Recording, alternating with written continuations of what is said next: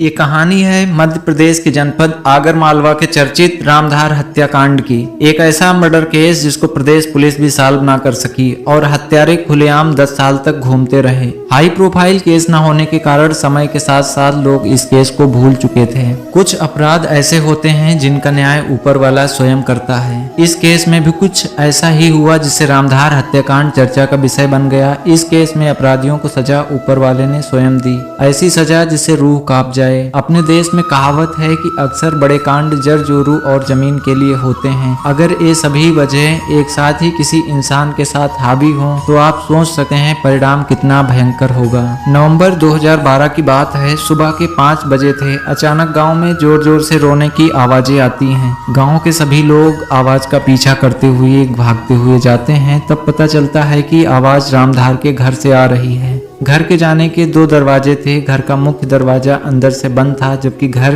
में पीछे से जाने वाला दरवाजा खुला था। जब गांव के कुछ लोग घर के अंदर जाते हैं तो देखते हैं रामधार के हाथ पांव चारपाई से बंधे हुए हैं तथा वह मृत अवस्था में पड़ा है। उसकी पत्नी वहीं पर जोर जोर से रो रही है। रामधार के शव को देखने जब ग्रामीणों का जन सैलाब उमड़ने लगा, उससे पहले रामधार के गाँव के ही रिश्तेदार और परिजन कालीचरण, सत्यपाल, अखिलेश ने रामधार के मृतक शव से रस्सियां खोल दी और रामधार के शव के ऊपर कपड़ा डाल दिया था। सिर्फ चेहरा ही दिख रहा था, पर कुछ ग्रामीणों ने पहले रामधार के शव को संदिग्ध अवस्था में देखा था और ये बात आग की तरह गांव में फैल चुकी थी। ग्रामीणों को बिना पुलिस कार्यवाही के हाथ पैर खोलने और शव को कपड़े से ढकने की बात हजम नहीं हो रही थी। इसलिए जब उन्होंने रामधार के शव से कपड़ा हटाकर देखा तो सभी के दिल दहल गए। रामधार के शव को देखने में ही मामला हत्या का लग रहा था, क्योंकि रामधार के गर्दन और हाथ पैरों पर रस्सियों के बांधने के निशान और शरीर पर कई स्पष्ट चोटों के निशान दिख रहे थे। घर पर पति पत्नी के अलावा कोई नहीं था। घर का सारा सामान वैसे का वैसा पड़ा था, इसलिए मामला लूट और हत्या का भी नहीं लग रहा था। घर पर इतना बड़ा कांड हो जाना और पत्नी को जरा सा भी भनक नहीं लगना किसी को समझ नहीं आ रहा था। शायद हत्यारों ने उसकी पत्नी को भी उसके साथ बेहोश कर दिया हो, पर हकीकत क्या थी किसी को नहीं पता था। और रामधार हत्याकांड 10 सालों तक एक अज्ञात पहेली बनकर रह गया था। रामधार की हत्या के बाद कुसुमलता भी सुध-बुध हो चुकी थी और ऐसी परिस्थिति में ग्रामीणों का उस समय उससे कुछ पूछना उचित नहीं लगा था। रामधार के शव को देखने पर स्पष्ट हो रहा था कि गला किसी मजबूत रस्सी से दबाकर बेरहमी से हत्या की गई होगी। शायद जब रामधार सो रहा होगा तब या उसको किसी तरह बेहोश करके उसके हाथ पैर चारपाई से बांधे गए होंगे। इस वजह से रामधार ज्यादा विरोध भी नहीं कर पाया होगा। फिर भी उसके हाथों और पैरों में स्पष्ट रस्सी बांधने के निशान बने थे और छोटे मोटे घाव भी हो गए थे जिनसे खून निकला था। हत्यारे जब रामधार की हत्या कर रहे होंगे तब रामधार ने अपनी जान बचाने के लिए हाथ पैर छुड़ाने की लाखों कोशिशें की होंगी, पर हत्यारे भी शायद 2 या उससे अधिक रहे हों। इसलिए रामधार अपनी जान बचाने में असमर्थ रहा और उसे ना चाहते हुए भी इस दुनिया से जाना पड़ा। बेबस रामधार की हालत किसी से देखी नहीं जा रही थी। बेबस रामधार की हालत किसी से देखी नहीं जा रही थी। आप कल्पना मात्र करिए कि ये वाकया या ये कांड आपके साथ हो तो आप पर क्या गुजरेगी। हत्यारे अगर बाहर के रहे होंगे तब शायद रामधार को कम पीड़ा हुई होगी। अगर हत्या रामधार के प्रियजन कर रहे होंगे जिनके लिए उसने अपनी पूरी जिंदगी भलाई में निकाली हो, तब रामधार पर क्या गुजर रही होगी। दोस्तों, आगे की कहानी शुरू करने से पहले आप सभी लोगों से मेरा निवेदन है कि अगर आप लोग वीडियो में यहाँ तक आ गए हैं और वीडियो अच्छी लग रही है तो प्लीज लाइक जरूर कर दीजिएगा और जो लोग हमारे चैनल पर नए हैं वो चैनल को सब्सक्राइब जरूर कर लें। ग्रामीणों ने उक्त प्रकरण की सूचना थाना प्रभारी सुनील चौरसिया को 6 बजे दी। लगभग 3 घंटे बाद अपनी पुलिस टीम के साथ घटना स्थल पर पहुंच गए। उन्होंने अपने स्थल से घटना स्थल की जांच पड़ताल शुरू कर दी। 11 बजे तक कुसुमलता के मायके वाले और रामधार के परिजन भी आ चुके थे। पुलिस वालों ने ग्रामीणों की भीड़ को खदेड़ दिया और सिर्फ रामधार की पत्नी और उसके परिजनों को पूछताछ के लिए रोक के रखा, जिसमें रामधार के चचेरे भाई गगन, शेष कुमार, जीवन और चाचा पंछीपाल तथा गांव के रिश्तेदार कालीचरण, सत्यपाल और अखिलेश थे। ग्रामीणों को रामधार जैसे महान व्यक्ति के खोने का बहुत दुख था, इसलिए सभी लोग पुलिस से रामधार के लिए न्याय की आस लगाए बैठे थे। घटना की सूचना पाकर ग्राम प्रधान सुरपति भी आ गए, जो कि रामधार के चाचा पंछीपाल के काफी करीबी थे। ग्राम प्रधान और रामधार के रिश्तेदार सत्यपाल, जो कि उसी गांव के रहने वाले थे। सत्यपाल राजनीति में काफी सक्रिय थे और आगामी पंचायत चुनाव के उम्मीदवार के तौर पर तैयारी कर रहे थे। दोनों लोग पुलिस का सहयोग और घटना स्थल का निरीक्षण करवा रहे थे, इसलिए गांव वालों का भरोसा था कार्यवाही आगे बढ़ रही है और गुनहगार जल्द ही पकड़े जाएंगे। पुलिस की पूछताछ जारी रही। कुसुमलता के घर के बाहर और अंदर पुलिस तैनात थी। पुलिस का दिखावा बहुत टाइट था, पर शाम के 4 बज चुके थे, पर रामधार की लाश को अभी तक पोस्टमार्टम के लिए भी नहीं भेजा गया था, जिससे नाराज ग्रामीणों के सब्र कमान टूटने लगा। जब उन्होंने पुलिस की कार्यशैली का विरोध किया, जिसमें रामधार के परिजन और सत्यपाल भड़क गए और बोले, मैंने अपने रिश्तेदार को तो खो दिया है, पर अब मैं पोस्टमार्टम करवाकर उसके शरीर का और सत्यानाश नहीं कराऊंगा। शाम के 5 बज गए। ग्रामीण भी विवश हो चुके थे और पुलिसकर्मी भी कोई एक्शन लेते नजर नहीं आ रहे थे, क्योंकि परिजन किसी कार्यवाही को आगे बढ़ाने की बजाय पंचनामा तैयार करवाकर रामधार के शव का अंतिम संस्कार कराने के लिए सहमत थे। पुलिसकर्मी सत्यपाल के घर जाते हैं और ग्राम प्रधान सुरपति से रामधार के परिजनों की सहमति से पंचनामा तैयार करा के रामधार के पार्थिव शरीर का अंतिम संस्कार करवाकर थाने वापस चले जाते हैं। रामधार की हत्या को 10 वर्ष पूर्ण हो गए थे। आज तक रामधार जैसे नेक दिल और महान आदमी के हत्याकांड का काला सच दुनिया के सामने नहीं आ पाया था और हत्यारे खुले आसमान के नीचे स्वतंत्र घूम रहे थे। रामधार अपने परिवार के साथ थाना क्षेत्र नलखेड़ा के गांव कुकरौली में अपनी पत्नी के साथ रहता था। भले ही रामधार थोड़ा भोला व्यक्ति था, पर व्यवहार कुशल और सामाजिक आदमी होने के नाते उसके गांव या आसपास कोई दुश्मन भी नहीं थे। कद काठी में रामधार 6 फीट लंबा चौड़ा और सेहतमंद व्यक्ति था। अन्य मर्दों की तुलना में काफी बलशाली था, पर उसने अपने बल का सदैव सदुपयोग किया। गांव वालों की मदद के लिए सदैव तत्पर रहने वाले इंसान के अचानक से कौन दुश्मन हो गए और बात हत्या तक पहुंच गई, ये बात सबके समझ से परे थी। रामधार अपने पिता होलीराम का इकलौता बेटा था। उसके पिता खेती किसानी का काम करते थे। रामधार थोड़ा भोला और थोड़ा मंद बुद्धि बचपन से ही था, इसलिए उसने जूनियर हाई स्कूल तक की पढ़ाई जैसे तैसे पूरी की। उसके बाद पिता के साथ खेती किसानी के कामों में और अपनी माता पिता की सेवा में लग गया। इसी बीच जब सब कुछ अच्छा चल रहा था कि अचानक उसकी माता का निधन हो जाता है, जिससे रामधार काफी दुखी रहने लगता है। रामधार के पिता होलीराम ने सोचा कि अगर रामधार की शादी हो जाए तो शायद घर में दोबारा खुशियां आ जाएं। होलीराम ने जब रामधार की शादी की चर्चा अपने गांव में चलाई तो उनके गांव के दोस्त सेवकनाथ ने रामधार की शादी अपने ससुराल से साले की बेटी कुसुमलता से करवा दी। शादी के बाद सब कुछ ठीक होने की आशा लिए रामधार अपने जीवन का दूसरा पड़ाव शुरू करता है। होलीराम ने जैसा सोचा था परिणाम भी वैसा ही निकला। कुसुमलता घर गृहस्थी की सारी जिम्मेदारी संभाल लेती है और कुसुमलता काफी संस्कारी पत्नी के साथ साथ एक अच्छी बहू भी बनकर रहती है। रामधार और कुसुमलता की शादी के 10 साल हो चुके थे। अब होलीराम की बढ़ती उम्र में देखरेख की जिम्मेदारी और बढ़ चुकी थी। कुसुमलता भी उनकी सेवा एक बेटी के रूप में करती, साथ साथ वह घर के सारे कामकाज निपटाती और बचे हुए समय में अपने पति का सहयोग खेती किसानी में भी करवाती। शादी के 15 साल के बाद भी उन लोगों के अभी तक कोई संतान नहीं हुई थी, लेकिन इस बात का दुख उन लोगों को नहीं था। रामधार के पिता का स्वास्थ्य अक्सर खराब रहने लगा और एक दिन अचानक हमेशा के लिए इस दुनिया को छोड़कर चले गए। 2008 की बात है। बरसात का मौसम था। कई दिनों से मूसलाधार बारिश हो रही थी। बारिश के पानी का बहाव इतना ज्यादा था कि गांव वालों के आने जाने का मुख्य मार्ग गांव से कुछ दूरी पर कटकर पानी के साथ बह गया, जिससे गांव वालों का गांव के बाहर पैदल निकलना भी मुश्किल हो गया था, जिससे गांव वाले काफी चिंतित थे। सभी ने 2-4 दिन खूब प्रयास किया, ग्राम प्रधान से भी सहयोग मांगा, पर सहायता कहीं से नहीं मिली। जब ये बात रामधार को पता चली तो उसको गांव वालों का दर्द देखा नहीं गया। लोग भले ही रामधार को मंद बुद्धि, जड़ बुद्धि कह के पुकारते थे, पर एक ऐसा वाक्य होता है जिससे रामधार की पहचान ग्रामीणों के लिए महानतम लोगों में हो जाती है। शाम का समय था। रामधार गांव वालों को बिना बताए चांदनी रात में फावड़ा और डलिया लेकर निकल पड़ता है और रात्रि में इतनी मेहनत करता है जिससे रास्ता पैदल और साइकिल के आने जाने वाला हो जाए। ऐसे ही लगातार जंगल में 3 दिन और 3 रातें दिन रात मेहनत करके रास्ता सही कर देता है। रास्ता ठीक हुआ। गांव वाले काफी खुश थे, पर लोगों को यकीन नहीं हो रहा था कि मात्र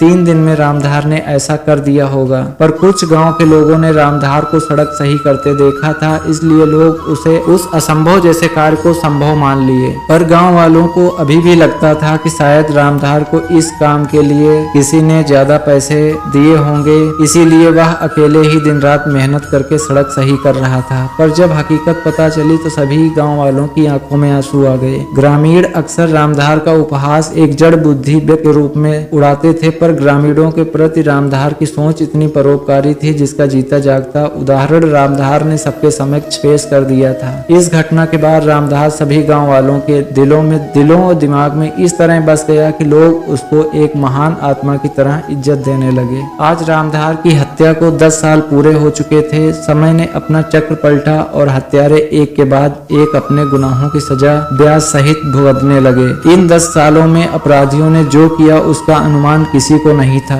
भले ही रामधार की हत्या के बाद मिले पैसों और जमीन से अपराधियों ने खूब पैसे बनाए और खूब अय्यासियां की हों। सत्यपाल भी अब ग्राम प्रधान बन गया था, जिसकी आर्थिक स्थिति पहले अच्छी नहीं थी, पर दलाली और सरकारी कार्यों में गबन करके उसने अथाह संपत्ति बना ली। रामधार की पत्नी कुसुमलता रामधार की हत्या के बाद अपने मुंह बोले भाई बहादुर के साथ मायके चली गई, जो कि उनका दूर का रिश्तेदार था। कुछ दिनों बाद कुसुमलता, जिसको अपने गांव व परिजनों के सामने मुंह बोला भाई कहती थी, उसी के साथ शादी करके अपनी जिंदगी बसा चुकी थी। कुसुमलता और बहादुर का तुरंत शादी करना यह प्रमाणित कर रहा था कि वह रामधार की हत्या में शामिल थी। यह उसको सारे षड्यंत्र की जानकारी थी, पर उसने अपने प्रेमी को पाने के लिए हत्यारों का सहयोग किया। बहादुर का कुसुमलता के घर अक्सर आना जाना रहता था। बहादुर कुसुमलता का खेती की किसानी के कार्यों में भी सहयोग करवाता था। साथ ही बाजार से सारी जरूरतों की खरीदारी में भी कुसुमलता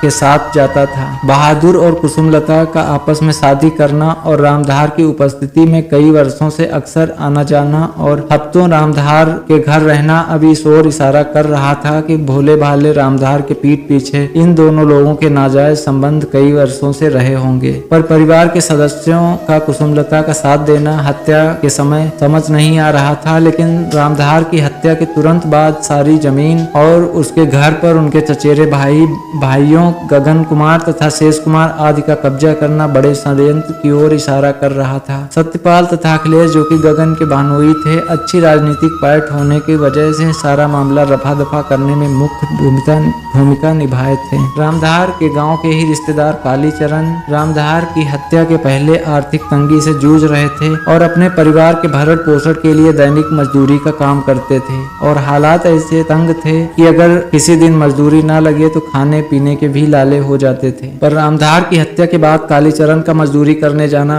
बंद करना और हत्या के कुछ दिनों बाद किराने की दुकान खोल लेना कहीं न कहीं रामधार हत्याकांड से कालीचरण का कनेक्शन जोड़ रहा था। इसके साथ रामधार हत्याकांड के तार सेवकनाथ से भी जुड़ रहे थे, क्योंकि रामधार की शादी कुसुमलता से गांव के ही सेवकनाथ ने अपनी साले की बेटी से कराई थी। सेवकनाथ एक संपन्न परिवार से थे। उनके कई कारखाने गांव में लगे थे, पर उनकी पत्नी के निधन के बाद वह अकेले पड़ गए। सेवकनाथ ने जब से कुसुमलता की शादी गांव में ही कराई, तब से वह कुसुमलता के घर रोज आने जाने लगा और तीज त्योहार पर उसे महंगे कपड़े और जरूरत का सामान देता। इसके अतिरिक्त अपनी बागों से ताजे फल देने के बहाने कुसुमलता के घर प्रतिदिन जाता रहता। इसी बीच कुसुमलता और सेवकनाथ के बीच प्यार पनपने लगा और धीरे धीरे रामधार के पीठ पीछे दोनों ने नाजायज संबंध बनाने शुरू कर दिए और कई वर्षों तक ऐसे ही चलता रहा, जिसकी भनक किसी को नहीं लगी। सेवकनाथ और कुसुमलता के बीच उम्र का अंतर बाप बेटी जितना था।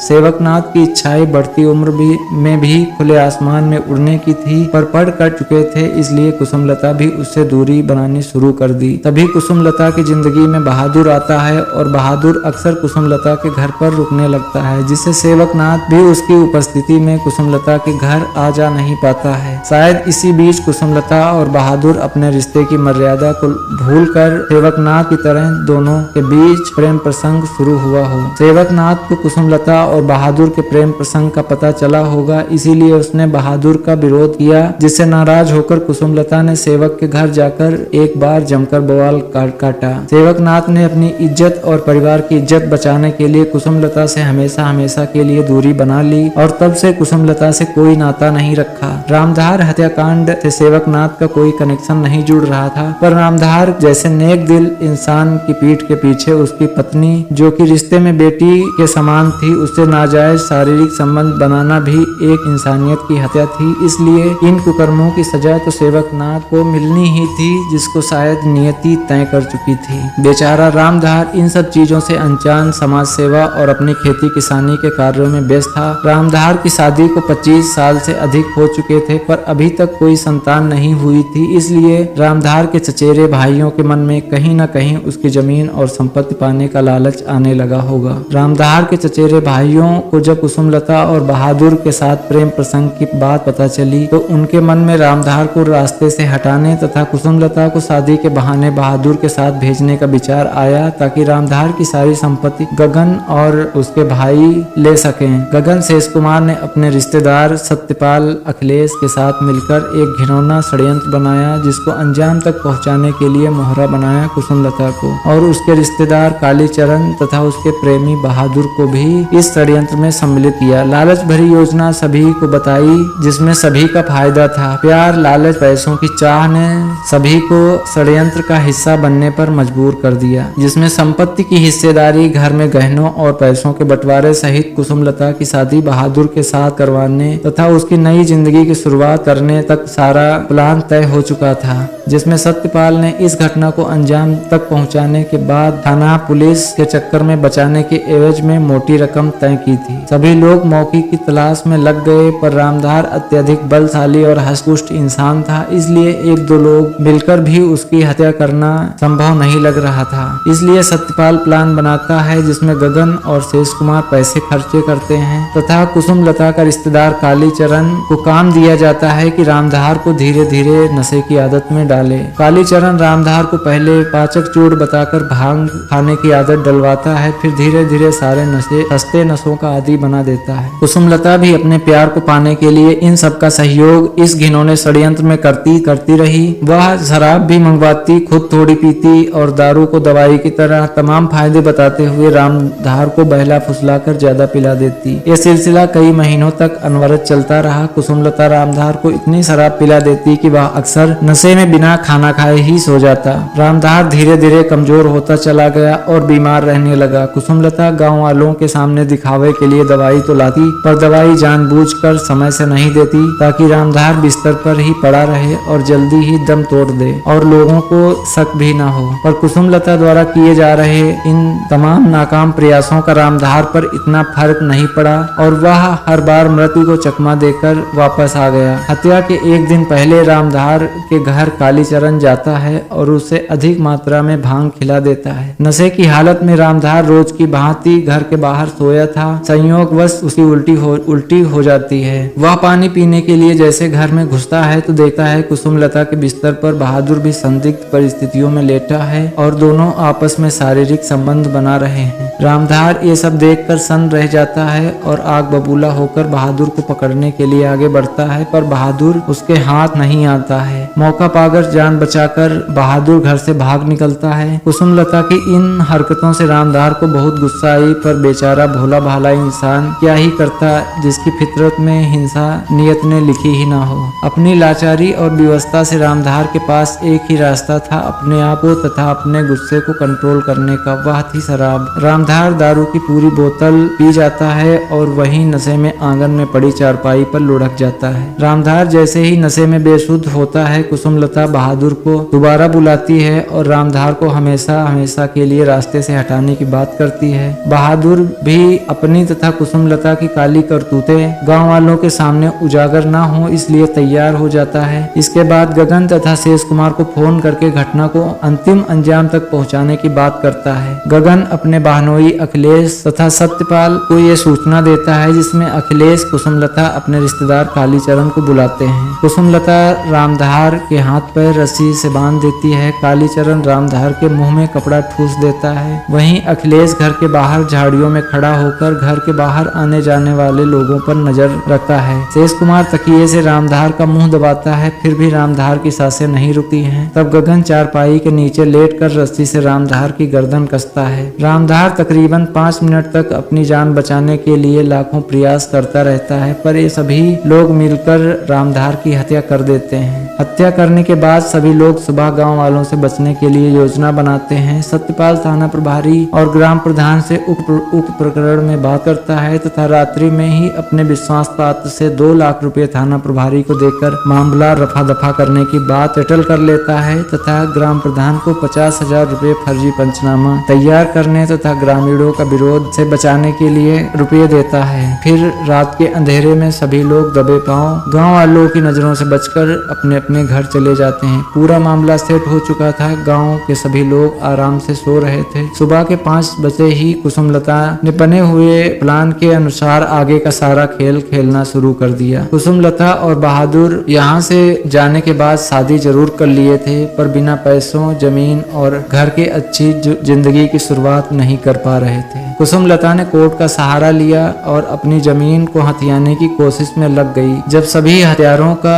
संपत्ति और पैसों के बंटवारे में झगड़ा हुआ तब ये सारे राज सबके सामने आ गए। आज रामधार की हत्या की 10वीं वर्षगांठ थी। गांव वाले रामधार के साथ हुए अन्याय की बातें कर रहे थे। शायद भगवान ने भी आज ही गांव वालों की और रामधार की पूर्ण आत्मा की बात सुन ली हो। गगन के पिता बिल्कुल स्वस्थ थे। सुबह की चाय परिवार के साथ कुर्सी पर पी रहे थे, फिर अचानक से गिरे और उनकी मृत्यु हो गई। उनका अंतिम संस्कार करके परिजन और परिवार वाले घर पहुंचे ही होंगे, तभी फिर सूचना जाती है कि गगन भी इस दुनिया में नहीं रहे। गगन की चिता अभी जल ही रही थी कि उनकी माता श्री सदमे में निपट गई। 3 दिन के अंदर 3 अकाल मृत्यु हो चुकी थी। इसी बीच रामधार हत्याकांड के मास्टरमाइंड सत्यपाल की बहू की भी अचानक तबीयत खराब हो जाती है, जिसका इलाज कई दिन चलता है। लाखों रुपए इलाज के खर्च करने के बाद भी उनकी बहू इस दुनिया को छोड़कर चली जाती है। 1 सप्ताह सत्यपाल के घर पर मातम रहता है। जैसे ही घर का माहौल कुछ नॉर्मल होने लगता है कि सत्यपाल के पिता